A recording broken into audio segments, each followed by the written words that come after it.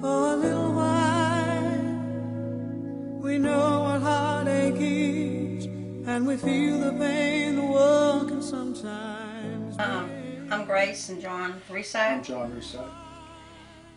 And my son David was murdered 1992, May 8th, by mistaken identity. My son was Gregory Goodson. Gregory was killed in late September 2005. My last recollection, or the last time I saw Greg, was on a Wednesday, the 28th of September. He got off, he was getting on the bus to go to school. I came home at the end of the day, and I never saw Greg again. The next time I saw him, it was when they found his body on the on another side of Charlotte in a wooded area. Life is so unkind, so unkind, and if your tears keep falling, We're a Miller family, and our life was turned upside down on June 6th, 17th, 2001, on Father's Day, when our daughter was murdered, about 100 yards from our house. My daughters were minding their own business, basically, with some friends, walking around the neighborhood to get some exercise. And they were accosted by a bunch of other kids that were nothing but a bunch of thugs. And when we went down there to try to help them out, the whole family cleared their house out, and it was about 15 of them against 3 of us. And consequently, the owner of the house came out with a gun and fired 2 shots and killed my 16-year-old daughter.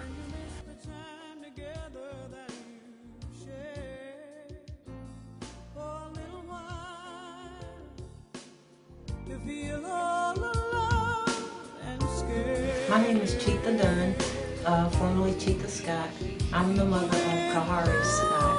Kahari was 20 years old, and he was murdered on March 21st. What happened was they saw Kahari coming from work, and 2 guys pulled at the top of the road. They're in jail right now, Maurice Coleman and Demetrius Wright. They pulled to the top of the road, and supposedly Maurice jumped out the car and went down and kidnapped my son, put him in the trunk of his car, and drove him to Belmont. And they made him take off his clothes, and they shot him in the groin area. He bled to death.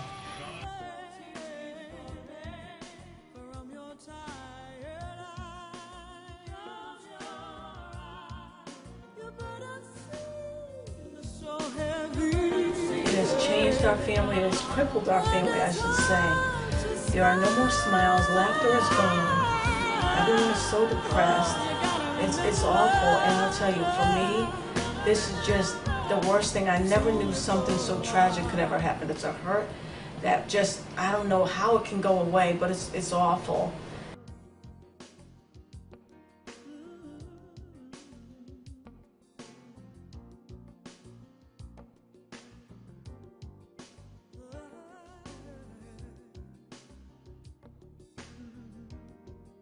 It's been 13 years and the loss is still there. I don't know, all I know is what it has done to our family, and what it's done to our family is made it incomplete. And with this, my family will never be complete again, even though I have 2 other children. I have grandchildren, but we don't have David.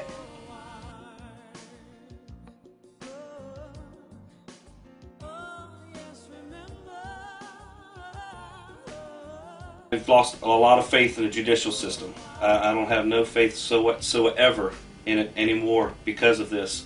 Because the guy that killed our daughter got 6 months in jail and 3 years probation.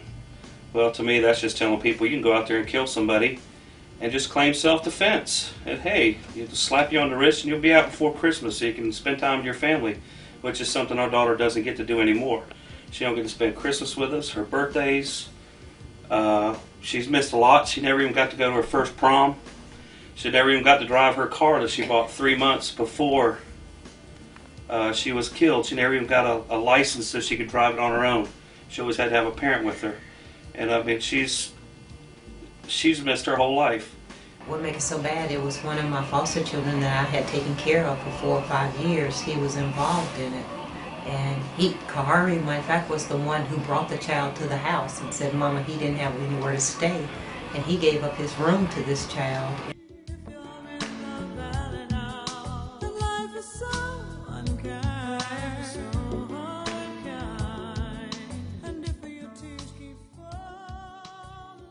It's changed Donald a lot. He's become a very hard person. He has a lot of hatred built up, and I think we all do to a certain point. Can't seem to get along, you know, it's just that anger's there and we just can't seem to come together.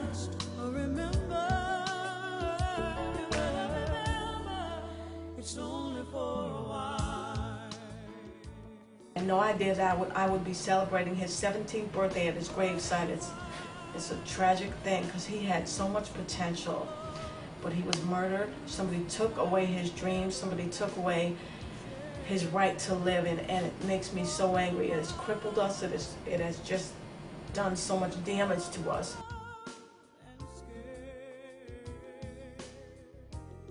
You need to have someone else be able to understand the grief that you're going through.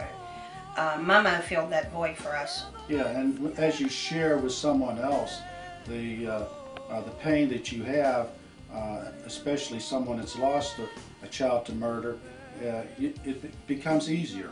It doesn't go away, the pain, but it's easier when you share with other people their pain and your pain. So, You know, it's like the system, fellas, when they get to court. Kahari's trial is still waiting to come up and everything, and I've talked to the DA, and last time I talked to him last week, he was talking about a plea bargain. I just don't understand how you can get a plea bargain out of something like that when they kidnapped my son, stole his car, took him to Belmont, and just left him there. That I don't understand. Like I said, the police can do their job or whatever, but then when it comes to the courts and everything, they fail us, and then they let these same people back out on the street to do it again. And you see them on the news, you know, they've killed somebody else, but yet if we would have done our part by keeping them in jail and off the streets, you know, I think this world would be a better place, because right now people have no remorse or no conscience because they know they're not going to get hardly any time for doing things like that. Life is just very cheap. I think the celebrities maybe need to get involved. Children follow them, and maybe if the children would understand what violence has done to a family, maybe they would be willing to change their habits or their choices. That there was this force set up that helps neighbors who are having problems with other neighbors. They sit down and all, but when we would call the cops out when we had trouble before, they never told us about this. They didn't tell us about it until she was killed, and then they told us about it. So I think if they would have told us about this before, it might have helped, because we called the cops numerous times on these kids and nothing was ever done about it. And I think without the support of MOMO, we'd probably be in worse shape than we are now. Because, I mean, they gave us, what they couldn't help us with, they led us to the right path, to the right organizations, and other organizations that work with MOMO that help us out as far as counseling and stuff like that. So it's really been a big, I guess, a real asset to our life. And hopefully it'll be around for the next family that has to go through what we've gone through. So heavy,